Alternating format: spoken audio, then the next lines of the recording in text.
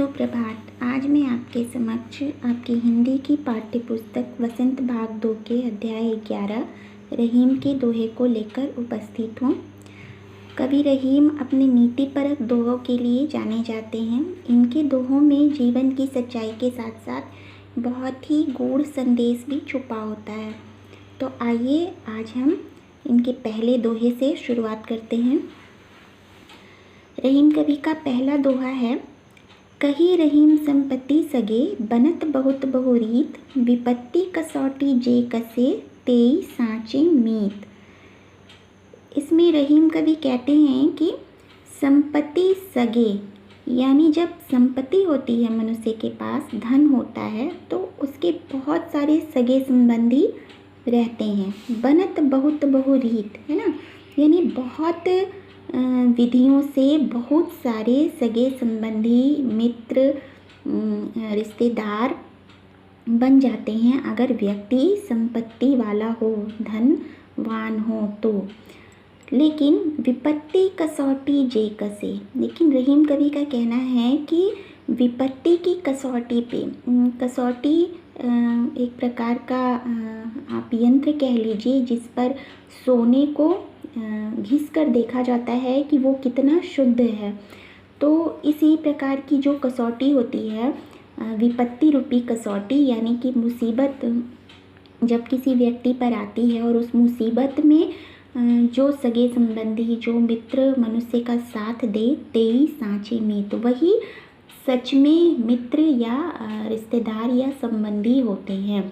यानी इस दोहे में रहीम कवि ने ये समझाया है कि जब मनुष्य धनवान होता है, उसके पास बहुत धन दौलत होती है, बहुत पैसा होता है, तो कई प्रकार से अनेक विधियों से बहुत सारे सगे संबंधी, रिश्तेदार और मित्र मनुष्य के बन जाते हैं, उसके आसपास रहते हैं।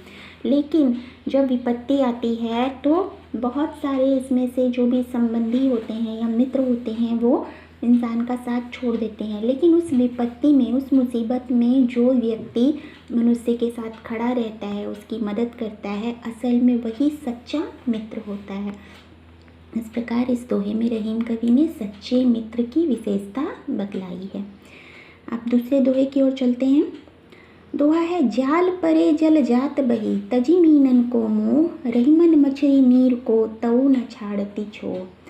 तो इस दोहे में रहीम कवि ने सच्चे प्रेम के बारे में बताया है। जैसे कि पहले दोहे में हमने सच्चे मित्रता की विशेषता देखी, उसी तरह इस दोहे में हम सच्चे प्रेम की विशेषता देखेंगे।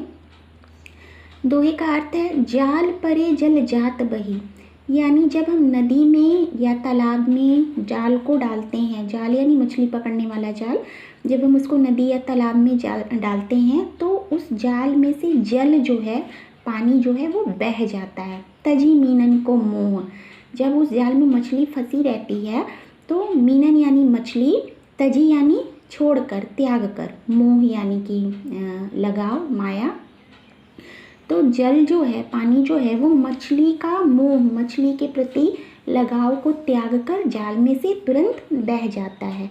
रहीमन मछली नीर को, लेकिन रहीम कवि कहते हैं कि मछली जो है वो नीर का यानी कि पानी का, जल का, तऊ न छाड़ती छो, तभी भी उसका मोह वो छोड़ नहीं पाती है। यानी मछली जो है वो जल से सच्चा प्रेम करती है, जल के प्रति उसका प्रेम इतना सच्चा होता है कि वो उसकी मोह को छोड़ नहीं पाती है और तुरंत ही अपने प्राण त्याग देती है। लेकिन जल जो है वो निष्ठुर प्रेमी है, यानी कि उसके हृदय में मछली के लिए वैसा सच्चा प्रेम नहीं है, वो तुरंत ही जाल में से मछली के लगाव को छोड़कर बाहर निकल जाता है। तो इस तरह यहाँ रहीम कवि का कहना है कि अगर आप किसी से प्रेम कर रहे हैं तो आपका प्रेम मछली की तरह सच्चा होना चाहिए, ना कि जल की तरह अवसरवादी होना चाहिए। यानी मौका पड़ते ही आप अपना सारा प्रेम, सारा लगाव भूल जाएं, ऐसा नहीं, बल्कि मछली की तरह होना चाहिए जो प्रेमी के वियोग में अपने प्राणों को भी त्याग देती है। आइए तीसरा दोहा देखते हैं। तरुवर फल नहीं खाते हैं, सरवर पियत न पान, कही रहीम पर काज हित, संपत्ति सचहि सुजान। ये रहीम कवि जी का बहुत ही प्रसिद्ध दोहा है। इस दोहे में उन्होंने प्रकृति के माध्यम से परोपकार का संदेश दिया है मानव जाति को। उनका कहना है तरुवर फल नहीं खाते हैं। तरुवर यानी कि वृक्ष, पेड़, पेड़ कभी भी अपना फल नहीं खाते हैं। सरवर पियत न पान, सरवर यानी कि तालाब, तो तालाब कभी भी अपना पानी स्वयं नहीं पीते हैं। कही रहीम पर काज हित, उसी तरह रहीम कवि कहते हैं कि पर काज यानी परोपकार के लिए, पर काज हित यानी दूसरों के उपकार के लिए, दूसरों की भलाई के लिए। संपत्ति सचहि सुजान, सुजान यानी कि सज्जन व्यक्ति, संपत्ति यानी कि धन दौलत, सची यानी कि सचते हैं, जमा करते हैं। यानी कि रहीम कवि कहते हैं कि जिस प्रकार प्रकृति में हमें ये सिखाया जाता है, प्रकृति से हमें ये सीख लेनी चाहिए कि जिस तरह पेड़ अपना फल स्वयं नहीं खाते हैं, तालाब और नदियाँ अपना जल स्वयं नहीं पीती हैं, उसी प्रकार हमें भी, सज्जन व्यक्तियों को भी, यानी जो व्यक्ति अच्छे होते हैं उनको भी अपनी संपत्ति स्वयं के लिए नहीं बल्कि दूसरों की भलाई के लिए, दूसरों के हित के लिए, परोपकार के लिए उपयोग में लानी चाहिए। यानी कि यहाँ सज्जन व्यक्ति की परिभाषा बताई गई है। सज्जन व्यक्ति वो होते हैं जो वृक्षों और नदियों की तरह अपने संसाधन का उपयोग स्वयं के लिए नहीं बल्कि परोपकार के लिए करते हैं। चौथा दोहा है, थोथे बादर क्वार के ज्यों रहीम घारात, धनी पुरुष निर्धन भय करे पाछिली बात। इस दोहे में रहीम कवि ने ये बताया है कि कैसे जो तुच्छ लोग होते हैं, जो वो अपनी बड़ाई स्वयं ही करते फिरते हैं। जैसे थोथे बादर क्वार के, थोथे यानी कि खाली, है ना, जिसमें कुछ भी भरा हुआ नहीं होता है। तो क्वार, क्वार एक महीना है, हिंदी महीना है क्वार, जिसको हम हाफ सितंबर हाफ अक्टूबर कह सकते हैं। इसको मिला के हिंदी में क्वार या आश्विन का महीना बनता है। तो क्वार के महीने में जो बादल होते हैं ना आसमान में, वो थोथे होते हैं, यानी कि खाली होते हैं, उनमें बारिश नहीं होती है ना, जल नहीं भरा होता है। तो लेकिन रहीम कवि कहते हैं कि थोथे बादल क्वार के, यानी क्वार महीने की ये जो बादल होते हैं ये बिल्कुल खाली होते हैं, लेकिन गहरात, गहरात यानी आसमान में उमड़ते घुमड़ते रहते हैं। ऐसा लगता है जैसे कि बहुत ही तेज़ बारिश होगी, जबकि ऐसा कभी होने वाला नहीं होता है। इन बादलों में जल होता ही नहीं है। धनी पुरुष निर्धन भय, उसी प्रकार रहीम कवि कहते हैं कि जिस व्यक्ति के पास काफ़ी धन होता है, पुरातन काल में, कभी अतीत में काफ़ी धनी व्यक्ति जो होते हैं और वो भविष्य में अगर निर्धन हो जाएं, गरीब हो जाएं, करे पाछिली बात, तो भी वो अपने धनी होने की बात हर वक्त करते रहते हैं, यानी अपने धन की प्रशंसा करते रहते हैं। भले ही वर्तमान समय में वो निर्धन है, लेकिन भूतकाल की बातें वो हमेशा दूसरों के सामने करते रहते हैं कि हमारे पास कभी ऐसा था, कभी वैसा था। तो बिल्कुल इनकी तुलना, ऐसे मनुष्यों की तुलना रहीम कवि ने कुआर के थोथे यानी कि खाली बादलों के साथ की है, जिनमें जल तो होता नहीं है, लेकिन वो उमड़ घुमड़ के अपने जल से भरे होने का प्रमाण हमेशा देते रहते हैं। उसी तरह ये मनुष्य भी निर्धन होते हुए भी हमेशा अपने धनी होने का प्रमाण देते रहते हैं। आइए अब हम पांचवें और अंतिम दोहे की ओर चलते हैं। दोहा है, धरती की सी रीत है, शीत घाम और मेह, जैसी परे सो सही रहे, त्यों रहीम यह देह।